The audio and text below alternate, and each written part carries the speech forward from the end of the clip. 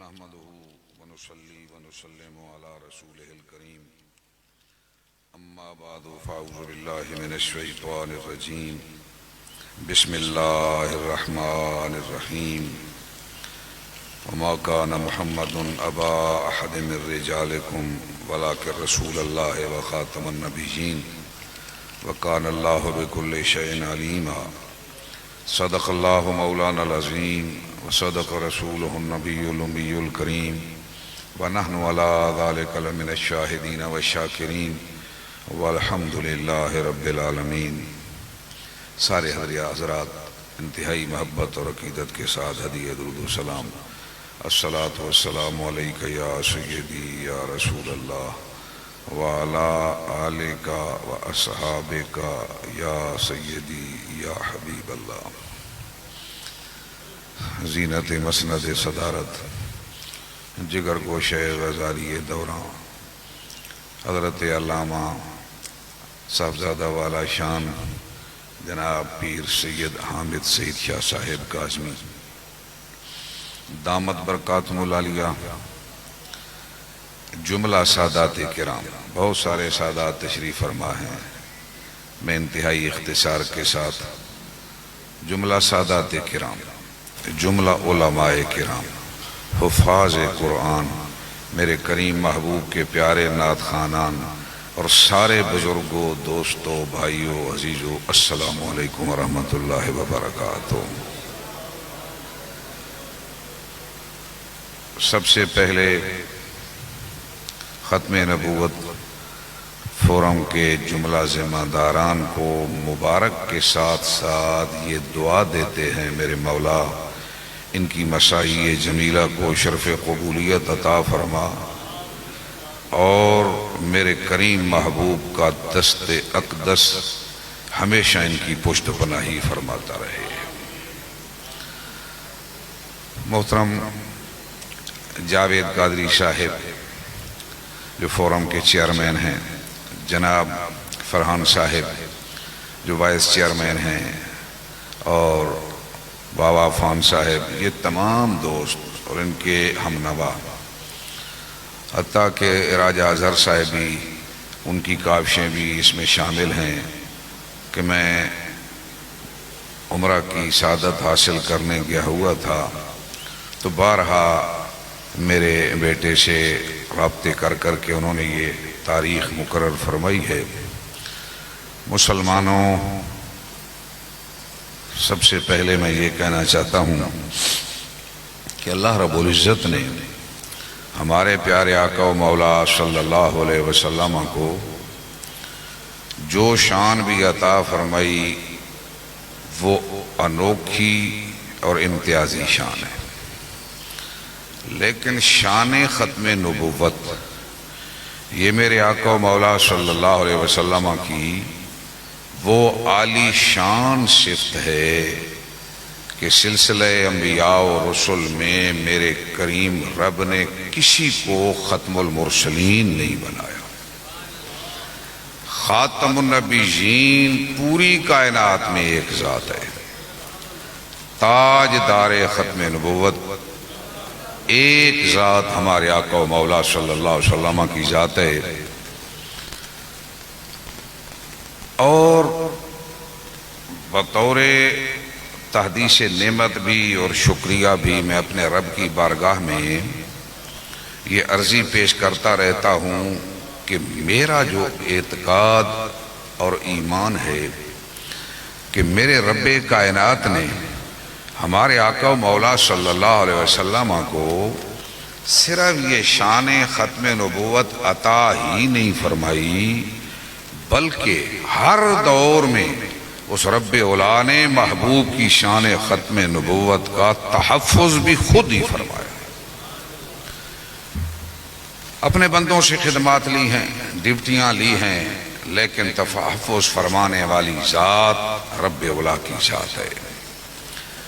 اور یہ بات بھی نوجوانوں تک پہنچانے کی ضرورت ہے، مختلف فورمز کے تھرو یہ بات اظہر من الشمس کروانے کی ضرورت ہے کہ لوگوں کو سازشوں میں مبتلا نہ کیا جائے، بلکہ اپنے چینلز کے تھرو، سوشل میڈیا کے تھرو ان چینلز تک بھی یہ بات پہنچا دی جائے کہ قرآن مجید فرقان حمید کی سب سے بہترین تفسیر و تشریح وہ ہے جو ہمارے آقا و مولا صلی اللہ علیہ وسلم نے خود فرمائی۔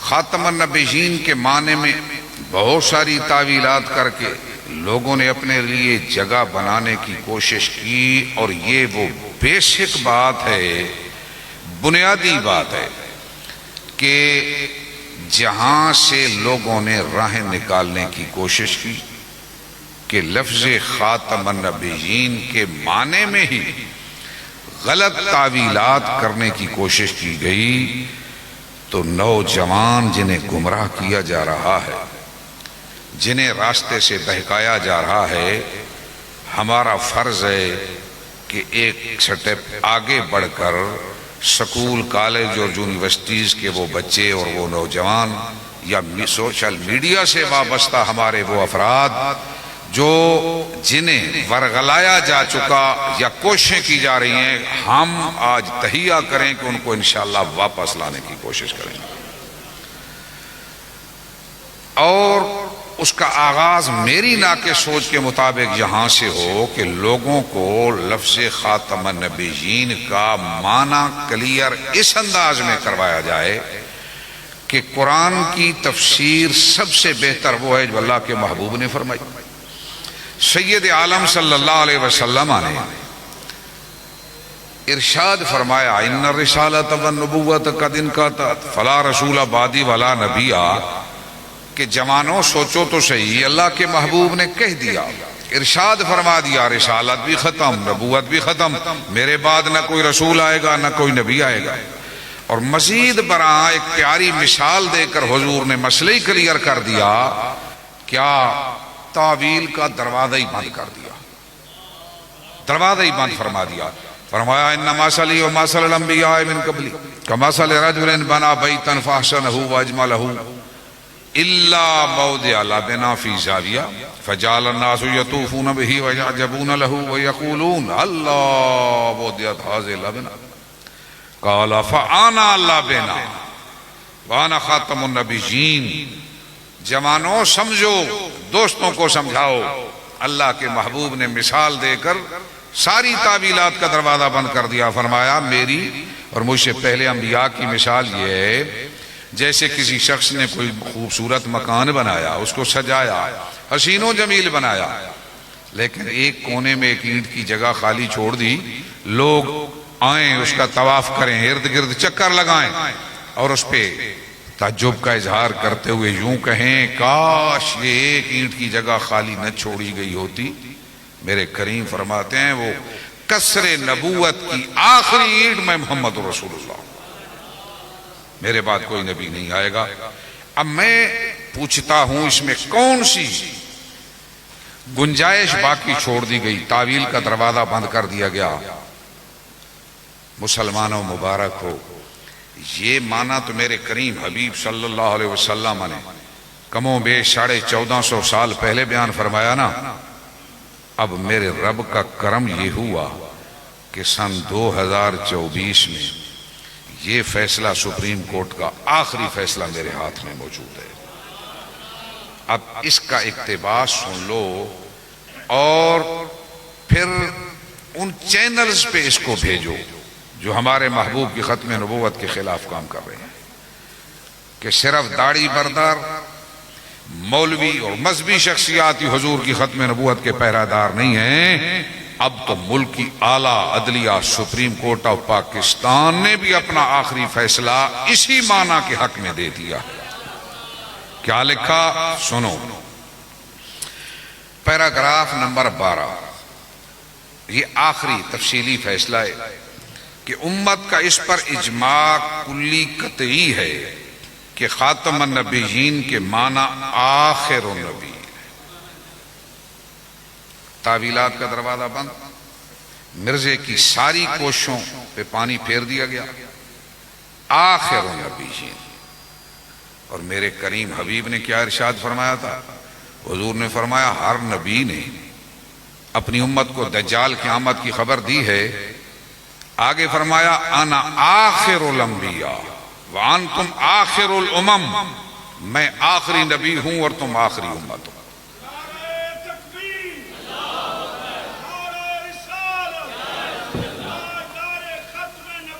گویا آخر الانبیاء یا آخر النبیین یہ معنی کریم مصطفیٰ کی زبان سے جاری ہوا، یہ مفہوم واضح ہوا. اب اس میں تعویل کی تو کوئی گنجائش ہی نہیں. پھر یہ پوچھو، چینلز پہ یہ سوال بھیجا کرو کہ اگر تم ہمارے قرآن کو ماننے کا دعویٰ کرتے ہو، نبی کے فرمان کو تسلیم کرنے کا دعویٰ کرتے ہو، تو آؤ ہمارے محبوب کا فرمان تو یہ کہہ رہا ہے انا آخر الانبیاء وانتم آخر الامم. تو اس کے بعد تمہارے دعوے کی کلی کھل کے رہ جاتی ہے اور اس میں کیا کوئی وزن باقی بچ جاتا ہے. لیکن سپریم کورٹ کا یہ جملہ بھی ساتھ بھیجا کرو کہ لوگوں کے خیال میں شاید یہ مولوی حضرات تو آج پڑھے لکھے طبقے کے لیے یہ فیصلہ تائید بن گیا اس معنی اور مفہوم کی جو 14 صدیوں سے امت مسلمہ محبوب کے فرمان کی روشنی میں بیان کرتی چلی آ رہی ہے. تو ایک وزن بڑھ گیا اس بات کا. آگے لکھا اور یہ کلمات قرآنی قطعی الثبوت ہونے کے ساتھ ساتھ قطعی الدلالت بھی ہیں. مراد بھی ہمارے آقا و مولا کی ذات ہے. قطعی الدلالت بھی ہیں، صرف قطعی الثبوت نہیں، قطعی الدلالت بھی ہیں. اگلا جملہ غیر معول ہیں. تو مرزا قادیانی کے سارے دعووں کا کلا کما کر دیا گیا. کوئی ان میں تعویل قابل قبول نہیں ہوگی. جو تعویلیں وہ کر رہے ہیں غیر معول ہیں. سپریم کورٹ یہ اپنا آخری فیصلہ جاری کر رہی ہے. لہذا لفظ خاتم پر لفظی ابحاث قطعی غیر متعلقہ، بے محل اور ناقابل توجہ ہیں. ساری تعویلات ختم. اس کے بعد امام غزالی رحمۃ اللہ تعالی علیہ کا حوالہ عربی میں بھی پیش کر دیا ہے سپریم کورٹ نے. تو یہ پہلی بنیادی بات جو کنسپٹ نوجوان طبقہ کے ذہنوں میں راسخ کروانا ہے، ہمیں اس پہ توجہ دے کر زور دینا ہوگا اور دلیل کے ساتھ ذہنوں میں یہ بات بٹھانا ہوگی تاکہ وہ بچے جن کو گمراہ کیا جا رہا ہے اور نوجوان نسل پہ بہت زیادہ ڈاکہ ڈالا جا رہا ہے، ان کو ہمیشہ بھالنے کی طرح متوجہ ہونا ہوگا. کئی رنگ میں کئی جدید سکالر بھی وجود میں آ چکے ہیں. میرے آقا سے نسبت غلامی رکھنے والوں، سپریم کورٹ آف پاکستان میں جب ہم موجود تھے تو وہاں کچھ کاغذات چیف جسٹس کے ساتھ سامنے موجود تھے. اس طرح چیف جسٹس نے اٹھائے اور کہا یہ جاوید غامدی کا نقطہ نظر بھی ہمارے پاس پہنچ چکا ہے. یہ سپریم کورٹ میں چیف جسٹس نے یہ بات کہی. پھر اللہ کا کرنا دیکھو، جب فیصلہ لکھنے پہ آئے تو کیا لکھا؟ اس فیصلے میں یہ لکھا کہ جاوید احمد غامدی کا نقطہ نظر تو آئین پاکستان کے بھی خلاف ہے. اچھا، اگلی بات، میرے کریم محبوب صلی اللہ علیہ وسلم نے اگرچہ مفہوم کلیئر فرما دیا تھا لیکن یہ بھی تو ارشاد فرمایا نا سَيَكُونُ فِي أُمَّتِي ثَلَاثُونَ كَذَّابُونَ کہ میری امت میں 30 جھوٹے آئیں گے. كُلُّهُمْ يَزْعُمُ أَنَّهُ نَبِيٌّ وَلَا نَبِيَّ بَعْدِي أَنَا خَاتَمُ النَّبِيِّينَ. 30 جھوٹے آنے ہیں. تو وہ حضور نے اس رب کائنات نے اس پیارے محبوب کو مستقبل کی خبریں عطا فرما دی. تو اس اپنے علم خدا داد کی بنیاد پر میرے محبوب نے امت کو یہ بتلا دیا تاکہ یہ پریشان نہ ہوں کہ باوجود ہے کہ میں سارا مفہوم کلیئر کر کے جا رہا ہوں لیکن 30 جھوٹے پھر بھی آئیں گے. اور آئے. دور نبوی میں اشبت انسی کھڑا ہو گیا تو حضور کے غلام حضرت ابو مسلم خولانی اس کے مقابلے میں آئے تو اس نے جلا وطن کر دیا. جب جلا وطن ہو کے مدینہ پاک در مصطفیٰ پہ پہنچے نا تو سب سے پہلی ملاقات حضرت فاروق اعظم سے ہو گئی. حضرت لمبی گفتگو ہے، میں بال اختصار بیان کرتا ہوں. حضرت فاروق اعظم رضی اللہ عنہ نے پوچھا بھائی کہاں سے آئے؟ تو کہا یمن سے، فرمایا وہاں سے جہاں میرے ایک محبوب کے غلام کو ظالموں نے آگ میں ڈالا، اللہ نے آگ اس پہ گل و گلزار بنا دی، اس آدمی کو جانتے ہو؟ حضرت ابو مسلم نے اشارے کنائے میں بات کرنے کی کوشش کی، حضرت فاروق اعظم کی نگاہیں تاڑ گئیں، تاڑنے والے بھی قیامت کی نظر رکھتے ہیں، فرمایا لگتا ہے تو ہی وہ شخص ہے، اب تسلیم کر لیا۔ اب میرے محبوب کے پیارے صحابہ شیخین کریمین نے ختم نبوت کے پہرہ دار کی قدردانی کس طرح فرمائی؟ حضرت فاروق اعظم نے انگلی پکڑی، حضرت صدیق اکبر کی بارگاہ میں لے گئے، حضرت صدیق اکبر کو بتایا یا امیر المومنین یہ ہے وہ شخص جس کو آگ میں ڈالا گیا، اور اللہ کریم نے ان پہ آگ کو گل و گلزار بنا دیا۔ حضرت صدیق اکبر نے خود دائیں طرف بیٹھ گئے، بائیں طرف فاروق اعظم بیٹھ گئے، درمیان میں حضرت ابو مسلم خولانی کو بٹھا دیا۔ دنیا کو دکھایا جا رہا تھا دنیا والو ختم نبوت کا موضوع اتنا اہم ہے کہ اس کے پہرہ دار کی قدردانی شیخین کریمین بھی کرتے ہیں۔ اور مسیلمہ کذاب کی جنگ میں 1200 صحابہ کرام نے جانوں کے نذرانے پیش کر کے دنیا پہ واضح کر دیا یہ وہ اہم ترین موضوع ہے جس پہ کسی صورت میں کمپرومائز نہیں کیا جائے گا۔ جب چیف جسٹس کے سامنے میں حاضر ہوا روسٹم پہ، تو میں نے کہا کہ میری سب سے قیمتی دلیل یہ ہے کہ آپ نے اپنے فیصلے میں جو عوامی اور نجی مقامات کا فرق لکھا ہے، صحابہ کرام کی زندگیوں میں ہمارے سامنے نمونہ موجود ہے کہ حضرت صدیق اکبر کی قیادت میں میرے محبوب کے غلاموں نے مسیلمہ کذاب کو اس کے مقامی نجی قلعے میں بیٹھ کر ختم نبوت کے خلاف کاروائیاں جاری رکھنے کی اجازت نہیں دی۔ میں نے کہا یہ ہماری عدالت کے لیے بھی مشعل راہ ہے، حکومت کے لیے بھی مشعل راہ ہے، اور ہمارے لیے بھی صحابہ کا یہ فیصلہ مشعل راہ ہے۔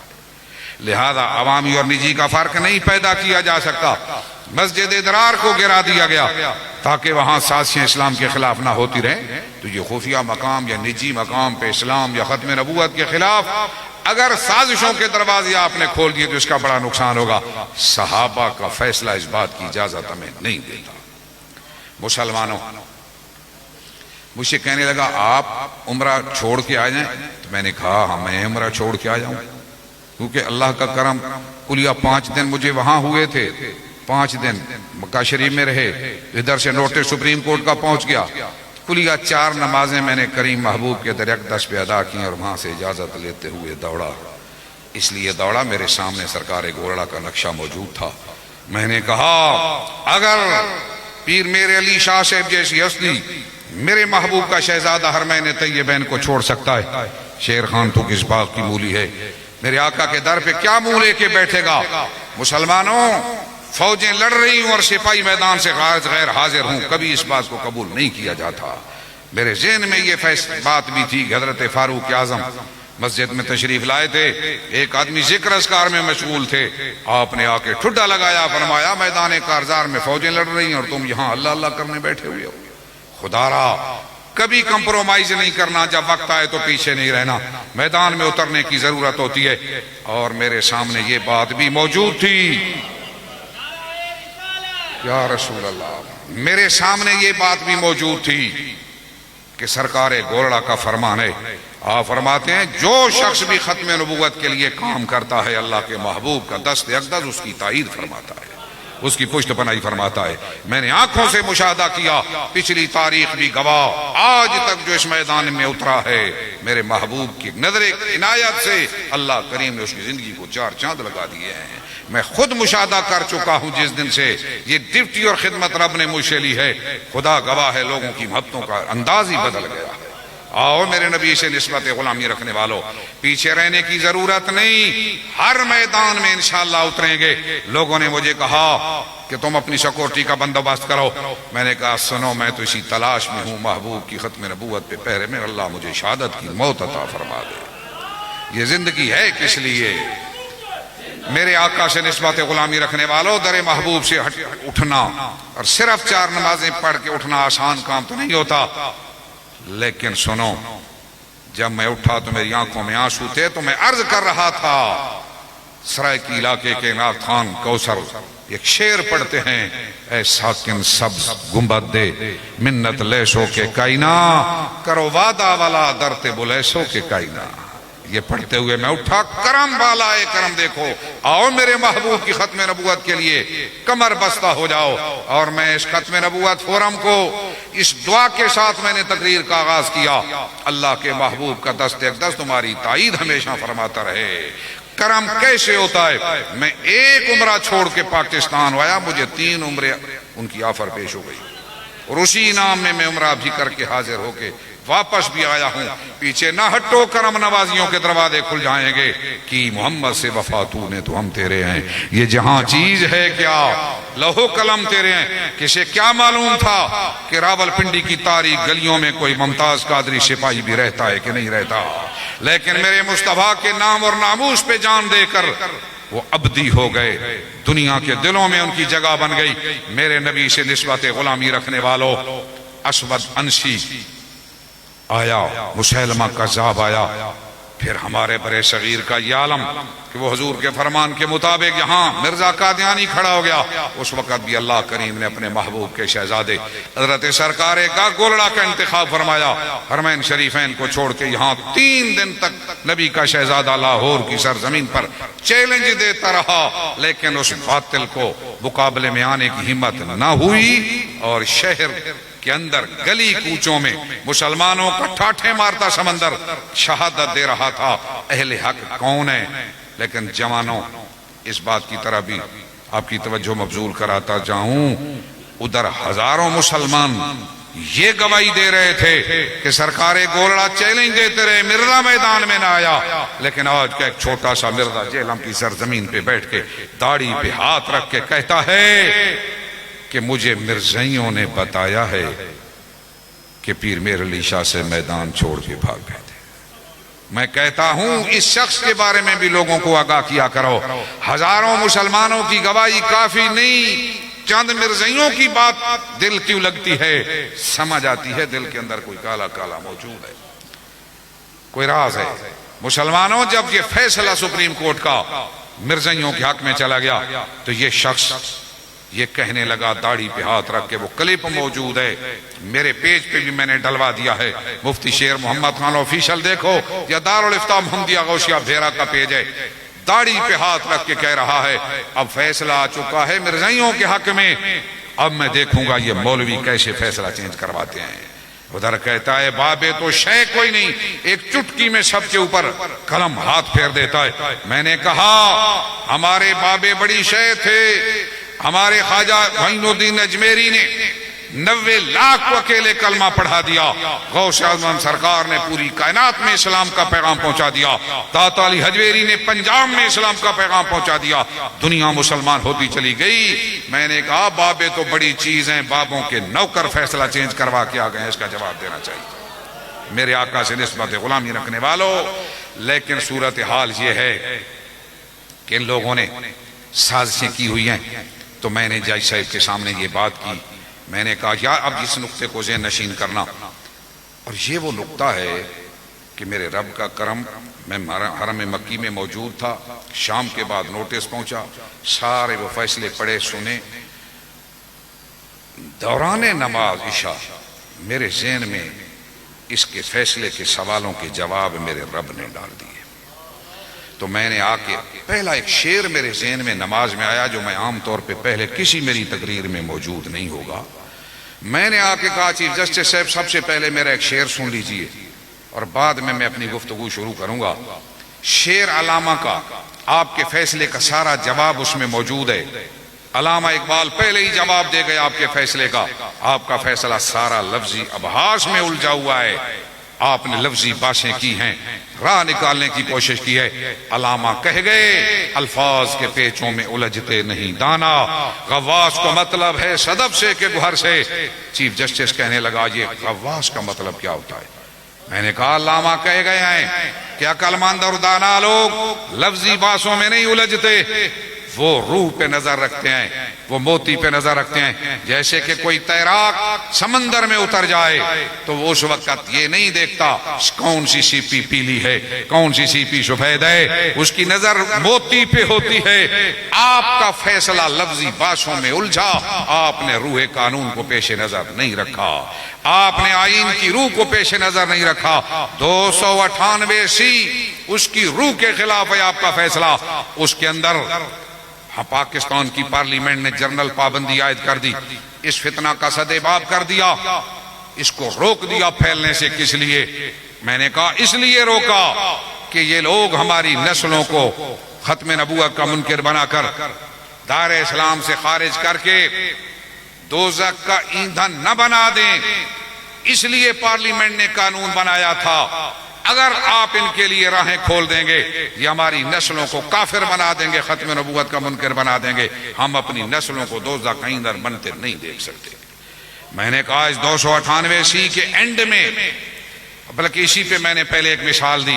میں نے کہا جناب عدالت اس بات کا جائزہ لے، اگر عدالت چند مجرموں کو فیصلہ سنا دے کہ جیل کی سزا سنا دے، مجرموں کو جیل میں ڈال دیا جائے، لیکن رات کو سپریڈنٹ جیل یا کوئی ملازم پیچھے سے کھڑکی کھول دے، سارے مجرم بھاگ جائیں، مجھے عدالت اتنا تو بتائے کہ کیا عدالت کو فیصلہ سنانے کا کوئی فائدہ حاصل ہوا؟ تینوں جج میری طرف دیکھتے رہے، تینوں نے سر ہلایا. میں نے کہا بعین ہی اسی طرح پارلیمنٹ نے ان مجرموں کو پابند کیا تھا. اگر سپریم کورٹ پیچھے سے کھڑکیاں کھول دے گی یہ نکل جائیں گے اور اپنے مشن میں کامیاب ہو جائیں گے. مجھے بتائیے پھر پارلیمنٹ کو قانون بنانے کا فائدہ کیا حاصل ہوا؟ روح قانون کے خلاف ہے آپ کا فیصلہ. یہ تو ہر گاؤں، ہر چک اور شہر میں کئی ادارے قائم کر لیں گے، نجی اداروں میں بیٹھ کے اپنا مشن جاری و ساری رکھیں گے اور ہماری نسلوں کو گمراہ کرنے میں کامیاب ہو جائیں گے، دوزخ کے ایندھن بنا کے رکھ دیں گے. آقا و مولا تشریف لائے، حضور فرماتے ہیں میں تمہارے لیے آیا، تم تو اس پتنگوں کی طرح دوزخ کی آگ پہ پڑ رہے تھے جیسے پتنگے آگ پہ گرتے ہیں. حضور فرماتے ہیں انا آخذکم بحجازکم، میں تمہاری کمر سے پکڑ کے تمہیں دوزخ سے نکالنے کے لیے آیا ہوں. حضور دوزخ سے نکالنے کے لیے آئے، اور اگر آپ کے فیصلے سے یہ لوگ ہماری نسلوں کو دوزخ میں ڈالنے پہ تیار ہو گئے اور کامیاب ہو گئے تو بتائیے پھر بیشت نبوی کا جو مقصد تھا اس کے تو خلاف کام چلا جائے گا. جج صاحب نے یہاں اپنا ایک تبصرہ کیا، کہا مفتی صاحب آپ کی بات ہمیں سمجھ آ گئی ہے. میں نے کہا مزید برآں 298 سی اس جملے کو یاد رکھنا، جب تک نئی امینڈمنٹ لانے میں ہم کامیاب نہیں ہوتے انشاءاللہ ہماری کوشش جاری و ساری ہے. ایم این ایز حضرات سے رابطے ہیں، آپ بھی اپنے اپنے علاقے کے اندر اپنے ایم این ایز حضرات سے رابطہ کیجئے گا. کیوں؟ ہر بندے کی خواہش ہے میں بھی ختم نبوت کے پہرہ داروں میں اپنا نام لکھواؤں. اس کا ایک حل میں آج آپ کے سامنے پیش کرتا ہوں.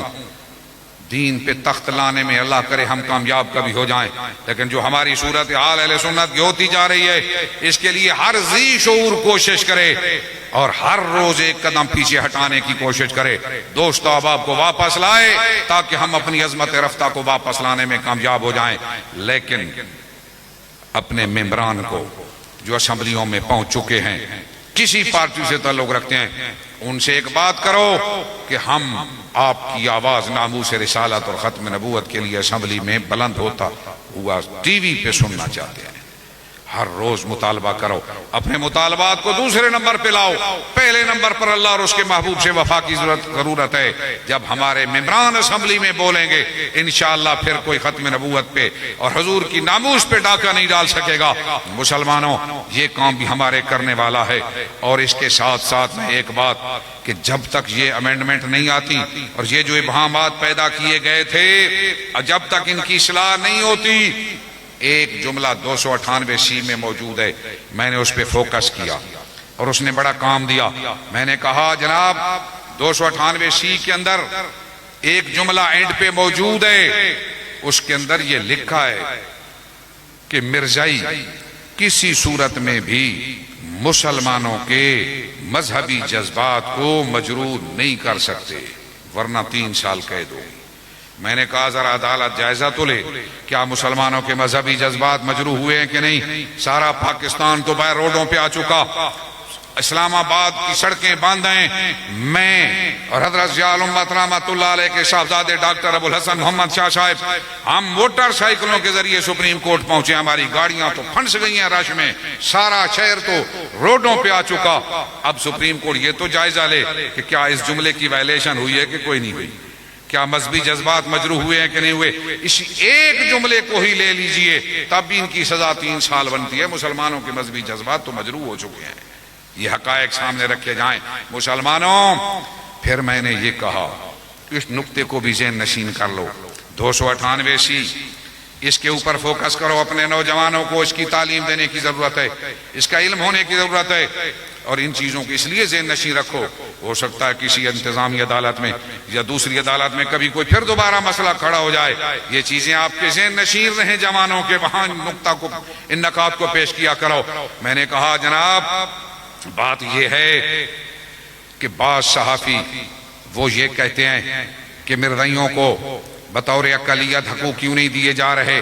میں نے کہا آلریڈی سپریم کورٹ کا فیصلہ موجود ہے، اور اس اکثریتی فیصلے میں اتفاقی نوٹ دیتے ہوئے جسٹس سلیم اختر کا یہ نوٹ موجود ہے. اور اللہ کا کرنا دیکھو، وہ فیصلہ جو مرزائیوں کے حق میں دیا گیا تھا اس میں بھی یہ نوٹ درج تھا. میں نے کھولا، میں نے کہا ایک دفعہ اس نوٹ جو خود آپ نے تحریر کیا اس کا دوبارہ مطالعہ کیجئے. اس میں کیا لکھا ہے؟ جسٹس سلیم اختر نے لکھا وہ اس بات کا جواب کہ مرزائیوں کو کیوں نہیں بنانے دیے جا رہے ادارے جبکہ دیگر اقلیتوں کو اجازت ہے. میں نے کہا آلریڈی سپریم کورٹ کا فیصلہ موجود ہے. جسٹس سلیم اختر لکھ رہا ہے کہ مرزائیوں کا معاملہ دیگر اقلیتوں سے مختلف ہے. یہ الگ مقام پہ کھڑے ہیں. یہ اس بات کا جواب جو صحابی کئی دفعہ مسئلہ اٹھا دیتے ہیں. میں نے کہا آپ کے اپنے فیصلے میں موجود ہے، اور آپ کہتے ہیں یہ ایک کمیونٹی ہے، ان کے بھی حقوق ہیں. تو آپ کے فیصلے میں جب یہ چیز اب درج کر چکے تو یاد رکھیے دیگر اقلیتوں سے ان کا معاملہ الگ کر کے اس کو سماعت کیجیے. اس کا فیصلہ بھی الگ آنا چاہیے. جسٹس نے پھر وہ فیصلہ اٹھایا، دوبارہ وہ نوٹ پڑھا، حیران ہو کہ یہ نوٹ ہم خود درج کر چکے ہیں. میں نے کہا صرف یہی نہیں، میرے نبی سے نسبت ہماری اپنے پیارے آقا و مولا صلی اللہ علیہ وسلم سے ہے. میں نے کہا جناب آپ چیف جسٹس آف پاکستان ہیں، اگر کوئی شخص یہ کہے کہ ملک میں قانون آزادی رائے جاری و ساری ہے، اور وہ یہ کہہ دے کہ میں اپنے گھر میں نجی مکان میں بیٹھا ہوں لہٰذا میں یہ دعویٰ کرتا ہوں کہ میں چیف جسٹس آف پاکستان ہوں، تو کیا ہم اس کو تسلیم کر لیں؟ جاہز سے بھی ہنس پڑے. میں نے کہا اگر تیسری بلڈنگ میں بیٹھ کے کوئی کہے میں چیف آف آرمی اسٹاف ہوں، میں اپنے گھر میں بیٹھ کے کہہ رہا ہوں، کیا اس کو بھی تسلیم کر لینا چاہیے یا قانون کے کٹہرے میں ان کو لانے کی ضرورت ہے؟ تو میں نے کہا اگر ایک چیف جسٹس آف پاکستان کے ہوتے ہوئے دوسرا کوئی چیف جسٹس آف پاکستان نہیں بن سکتا تو میرے مصطفیٰ کریم کے ہوتے ہوئے مرزا بھی نبی نہیں بن سکتا. ہم اسے بھی نہیں نبی تسلیم کر سکتے. میرے آقا سے نسبت غلامی رکھنے والوں، ایک بات میں نے کہی کہ آپ آج تک صرف یہ سنتے رہے ہوں گے، اور یہ نوجوانوں تک پہنچانا، سوشل میڈیا کی زینت بنانا. اور اس پوائنٹ اور پہلا پوائنٹ جو میں نے بیان کیا، یہ بچوں کو پڑھانے اور سمجھانے کی ضرورت ہے، اپنے کورسز میں اس کو لے آنے کی ضرورت ہے. بڑا اچھا کیا کہ ہمارے ختم نبوت فوراں والوں نے ان کا رات میں نے کورس دیکھا ہے، بڑا اچھا کیا.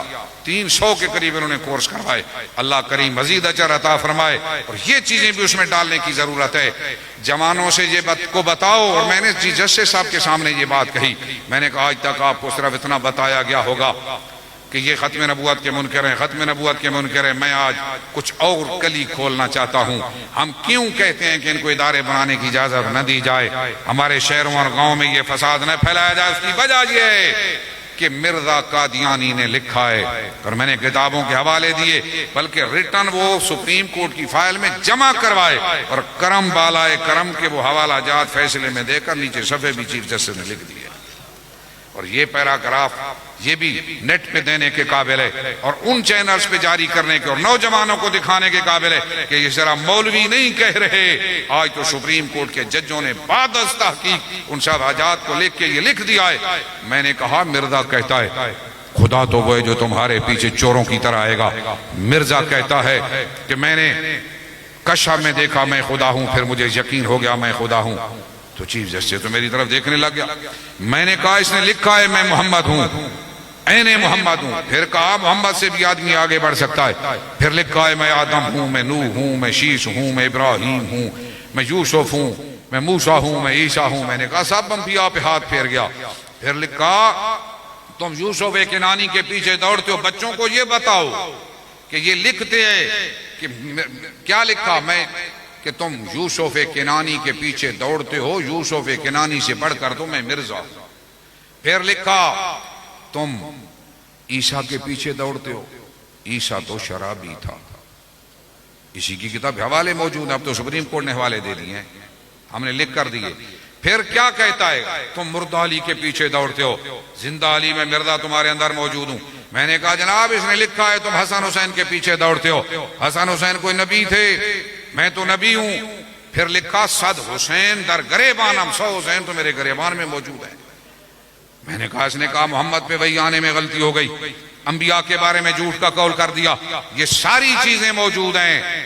میں نے کہا ان چیزوں کے اوپر اگر غور کیا جائے، اگر ان تعلیمات کو عام کرنے کی آپ نے اجازت دے دی ادارے کھولنے کی، جن بچوں کو یہ تعلیمات پڑھائی جائیں گی وہ پڑھ کے جب باہر نکلیں گے، اگر کسی چوک میں کسی بچے نے یہ بات بیان کر دی تو مسلمان تو اس کی گردن اتار کے رکھ دیں گے. ملک میں قتل و غارت کا بازار گرم ہو جائے گا. اس کی ذمہ دار پھر سپریم کورٹ ہوگی. یہ کیا نتیجہ برآمد ہوگا، کیا رزلٹ آئے گا؟ تو میں نے کہا اچھا اس کا فیصلہ جب یہ بات میں نے بیان کی تو یہ جملہ بھی ذہن نشین رہے کہ کرم نوازی یہ ہوئی کہ یہ پہلے موجود نہیں ہمارے قانون اور آئین میں. یہ بات یہ ایک نیا پیراگراف آ گیا ہے، اس کو سوشل میڈیا پہ بھی ڈالنے کی ضرورت ہے، کیونکہ عالم عیسائیت کو بھی دھوکے میں رکھا ہوا ہے اور وہ ظالم ہیں بھی بڑے، خود بھی دھوکے باز. لیکن اس میں جو جملے آئے یہ بڑے نئے جملے ہیں. یہ پیراگراف نمبر 8 جو ہے اس کے اندر لکھا ہے سپریم کورٹ نے کہ روحانی خزائن، یہ مرزائیوں کی کتاب ہے، اس میں تمام اس کے مقالات جمع ہیں. روحانی خزائن کا جائزہ لینے پر ہمیں کافی تعجب ہوا کہ مرزا غلام احمد قادیانی نے انبیاء کرام بالخصوص حضرت عیسیٰ علیہ السلام اور ان کی والد محترمہ بی بی مریم علیہ السلام کے متعلق بھی کئی مقامات پر بہت ہی غیر مناسب باتیں لکھی ہیں. نیچے صفحے بھی دے دیے، سارے صفحے دے دیے. آگے کہا ہم ان کلمات کو اپنے فیصلے میں نقل کرنا مناسب نہیں سمجھتے، کیونکہ اس طرح ان کی بلا وجہ تشہیر ہوگی جو کہ نہ صرف مسلمانوں کے لیے بلکہ مسیحی برادری کے لیے بھی دل آزاری کی باعث ہوگی. عیسائیوں کو بھی پتہ چل جانا چاہیے، یہ صرف مولوی نہیں کہتے، اب تو سپریم کورٹ بھی کہہ رہی ہے کہ حضرت عیسیٰ کی گستاخیاں بھی یہ کر چکے ہیں. جن کی تم پشت پناہی کر رہے ہو، جن کو پال رہے ہو، ان کا یہ حال ہے. اور میرے نبی کا کرم، مہربان اللہ کی کرم نوازی. سپریم کورٹ میں ایک فیصلہ پھر ریویژن سے آگے گزر گیا. اہل علم موجود ہیں، یہ دو فیصلے جب ریویژن سے بھی گزر جائے سپریم کورٹ واپس نہیں لیتی فیصلے، لیکن جب ادھر سے کرم ہوتا ہے نا چینجنگ آ جایا کرتی ہے. ادھر سے کرم ہوتا ہے چینجنگ آ جایا کرتی ہے. تو ایسا کرم ہوا، وہ جج جس نے لطیف کھوسا کو 3-4 دفعہ، سینئر وکیل ہے، روشنم پہ آئے ہوئے کو ہٹا دیا کہ روشنم خالی کر دیں. جسٹس ریٹائر صدیقی کو روشنم سے ہٹا دیا، بات کسی کو نہیں کرنے دیتا تھا. پر اللہ کا کرم ایسا ہوا، بالکل ایک اعتراض نہ کیا، بلکہ آخر میں کیا کہا؟ آخر میں یہ کہا، میں نے کہا کہ اللہ کے محبوب کا یہ فرمان ہے کہ من رأى منکم منکرا فلیغیرہ بیدہ وَإِن لَّمْ يَسْتَطِعْ فَبِلِسَانِهِ وَإِن لَّمْ يَسْتَطِعْ فَبِقَلْبِهِ. تقریباً 50 پیراگراف تھے، ان کے جوابات ریٹن میں لکھ کے لے گیا تھا، وہ جمع کروائے. تو اس میں نے کہا اللہ کے محبوب فرماتے ہیں جس کے پاس پاور ہے ہاتھ سے برائی کا کلمہ کرے، سدباب کرے. جس کے پاس ہاتھ اور قوت سے سدباب کرنے کی طاقت نہیں، زبان سے روکے ورنہ دل سے برا جانے. میں نے کہا جناب آپ کے پاس پاور ہے، اگر کوئی دعویٰ دائر کرے یا نہ کرے، کوئی احتجاج کرے یا نہ کرے، میں نے کہا ریاستی اداروں کی ذمہ داری ہے کہ ان کو قانون اور آئین کا پابند بنا دیں. میں نے کہا ان سے پوچھئے کیا یہ آئین میں مسلمان کی تعریف کو تسلیم کرتے ہیں؟ اگر یہ آئین میں تعریف کو ہی تسلیم نہیں کرتے تو ایک آئینی عدالت سپریم کورٹ سے پھر انصاف لینے کیسے آ گئے؟ پھر میں نے کہا یہ مظلوم بننا چاہتے ہیں، یہ بات بھی بچوں کو سمجھاؤ کہ یہ مظلوم بننا چاہتے ہیں، اور صحافی بعض اوقات بڑا غلط انداز میں اس چیز کو پیش کرتے ہیں کہ یہ جناب مرزائی مظلوم ہیں، ان کو یہ مسجدیں نہیں بنانے دیتے، یہاں نہیں کرنے دیتے۔ میں نے کہا کہ ان کا نظریہ کیا ہے؟ چیف جسٹس صاحب ان سے پوچھئے، مرزا بھی لے گیا، اس کے بیٹے بھی، اور سارے یہ کہتے ہیں کہ جو مرزا قادیانی کو نبی نہیں مانتا وہ کافر ہے، بلکہ پکا کافر ہے، کنجریوں کی اولاد ہے۔ تو میں نے کہا 25 کروڑ سے زیادہ مسلمان آباد ہیں پاکستان میں، 1.5 ارب سے زیادہ پوری دنیا میں موجود ہیں جو مرزا کو نبی نہیں مانتے، ان تمام کو یہ کافر کہنے والے، کیا یہ ظالم ہے یا مظلوم ہے؟ عدالت اس کا بھی جائزہ لگائے، عدالت اس کا بھی جائزہ لگائے۔ میں نے کہا آپ کے ہاتھ میں پاور ہے، آج جناب جانا نہیں، کوئی فیصلہ کر کے جاؤ، پوری امت پریشان ہے، انتشار ہے، اس انتشار کو ختم کرنا ہوگا اور آج فیصلہ کر کے جانا ہے۔ چیف جسٹس نے کہا مفتی صاحب پھر آپ بھی وعدہ کریں آج میرا فیصلہ بھی سن کے جائیں گے۔ میں نے کہا فیصلہ ہم سن کے جائیں گے۔ فیصلہ ہمارے حق میں آیا، اور اس فیصلے میں ایک اور بڑی قیمتی بات ہے کہ آج تک شاید سپریم کورٹ نے کبھی اپنے فیصلے کے بارے میں غلطی کا لفظ نہ لکھا ہو، کسی کے علم میں ہو تو ضرور بتانا۔ یہاں کرم یہ ہوا کہ چیف جسٹس سارے فیصلے پیراگراف اس نے واپس لے لیے اور لکھا تفصیلی دلائل سننے کے بعد وفاق کی درخواست منظور کرتے ہوئے عدالت اپنے حکم نامہ مورخہ 6 فروری 2024 اور فیصلے مورخہ 24 جولائی 2024 میں تصحیح کرتے ہوئے معترضہ پیراگرافوں کو حذف کرتی ہے، اور ان حذف شدہ پیراگرافوں کو نظیر کے طور پر بھی پیش نہیں کیا جائے گا۔ یہ ہم نے دوبارہ یہ بات خود کہی کہ اس بات کو بھی اس میں درج ہونا چاہیے کہ یہ پرانے پیراگراف کوئی وکیل مستقبل میں کسی عدالت میں کھڑا کر دے، کیونکہ یہ چھپ جاتے ہیں، تو میں نے کہا کہ یہ اس معاملے میں بھی صحیح کیا جائے۔ تو یہ جملہ بھی اس میں آ گیا کہ آئندہ ان پیراگرافوں کو کوئی وکیل بطور نظیر پیش نہیں کر سکے گا، اور ساتھ یہ بھی لکھ دیا کہ آج کے بعد یہی فیصلہ نافذ العمل ہوگا۔ اور اگلی بات، جب یہ مقدمہ پہلے سنا گیا تھا تو ہمیں تفسیر صغیر یا اس کے مصنف کے بارے میں علم نہیں تھا۔ اگر اتنے بڑے ججوں کو علم نہیں تھا، ہمارے بیچارے بچوں کو کیا علم ہوگا؟ تو اس لیے تو گمراہ دنیا کو کیا جا رہا ہے۔ آگے لکھا اس لیے فیصلے میں نمایاں غلطی ہوئی، غلطی بھی تسلیم شد، اس سے بڑی کان آوازی کیا ہو سکتی ہے؟ زندہ میرے میں کہتا ہوں میرے رب کائنات اپنے محبوب کی ختم نبوت کا خود محافظ ہے، ہم کچھ بھی نہ کریں وہ تحفظ فرماتا رہے گا، لیکن یہ ہماری خوش قسمتی ہے کہ وہ کام ہم سے لے لے، یہ ذمہ داری۔ آخر میں یہ بڑی لمبی چوڑی آباس ہیں، ساری میں نہیں بیان کر سکتا، اشارے میں نے دیے ہیں نوجوانوں کو سمجھانے کے لیے، ہماری ان نسلوں کو جو بگاڑا جا رہا ہے۔ آخر میں گزارش کرنا چاہتا ہوں مسلمانوں، اس وقت عالمی لیول پہ جو ہمارا حال ہے وہ بھی کسی پہ مخفی نہیں، خدا را ہم شرم سے آنکھیں اٹھا کے نہیں دیکھ سکتے۔ ہار لوگ گلے میں ڈالتے ہیں، شرم آتی ہے کہ ہم ہار گلے میں کیسے پہنے، ہمارے بچوں کے خون سے ہولی کھیلی جا رہی ہے، سال سے زیادہ ہو گیا، کسی کی میں پاور نہیں کہ آنکھوں میں آنکھیں ڈال کے بات کر سکے۔ اہل سنت کے ملک میں جو ہمارے حالات ہیں سیاسیوں کے، اور ہماری اہل سنت کے اندر جو کیفیات ہیں، میرے کریم محبوب نے جو فتح مکہ پہ فرمایا تھا نا، لا تثریب علیکم اليوم، آپس میں جب تک اس آیت اور اس اسوہ حسنہ پہ عمل نہیں ہوگا اس وقت تک نہ سیاست درست ہو سکتی ہے، نہ ہمارے اختلافات دور ہو سکتے ہیں۔ ہر بندہ ایک قدم پیچھے ہٹائے اور ہر بندہ کوشش کرے کہ چھوٹی چھوٹی باتوں کو اتنا طول دینے کی بجائے میں یہ کوشش کرتا ہوں کہ اختلافات ہو جاتے ہیں۔ اللہ کے محبوب نے فرمایا تھا نا کہ میں نے رب سے 3 دعائیں کی، 2 منظور ہوئیں، 1 سے مجھے روک دیا گیا۔ ایک دعا یہ کہ مولا میری امت میں قحط کے ذریعے ان کو ہلاک نہ کیا جائے، منظور ہو گئی۔ دوسری دعا باہر کا دشمن ان کی جڑ کو کھیڑ کے ان کو فنا نہ کر دے، یہ بھی منظور ہو گئی، اور یہ دونوں کام انشاءاللہ نہیں ہوں گے۔ فرمایا تیسری دعا میں نے عرض کی مولا میری امت میں نزاع اور جھگڑا نہ ہو، اس سے مجھے روک دیا گیا۔ حضور فرماتے ہیں مجھے روک دیا گیا۔ ایک روایت کے الفاظ یہ ہیں کہ جبریل امین آئے اور فرمایا کہ جو ہونا تھا ہو چکا، تیری امت کا اینڈ تلوار سے ہوگا۔ جھگڑے تو رہیں گے، نزاع بھی رہیں گے، لیکن انما الاعمال بالنیات، جو بدنیتی سے اختلاف رائے کرتے رہیں گے وہ اس کا جواب انہیں دینا ہوگا۔ لیکن اگر اجتہادی خطائیں غلطیاں ہوتی رہیں، کوئی ایک سمجھے میں درست ہوں، دوسرا کہے میں سمجھے درست ہوں، تو ان کے لیے رعایت کی راہ بھی موجود ہے۔ اہل ایمان کے ساتھ اللہ کریم کی کرم نوازی ہوگی کہ اختلافات کے باوجود پھر بھی کرم ہوگا۔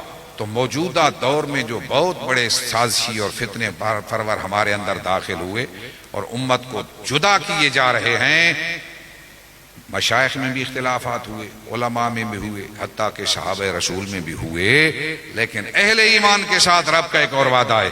سنو اس آیت کو، جوانوں کو سمجھاؤ، جن کے ذہنوں میں خلش ہے ان تک یہ بات پہنچاؤ کہ قرآن کی اس آیت کا ترجمہ کم از کم پڑھ لے، جو تفسیر مل جائے اس میں دیکھ لے۔ وَنَزَعْنَا مَا فِي صُدُورِهِم مِّن غِلٍّ إِخْوَانًا عَلَى سُرُرٍ مُتَقَابِلِينَ۔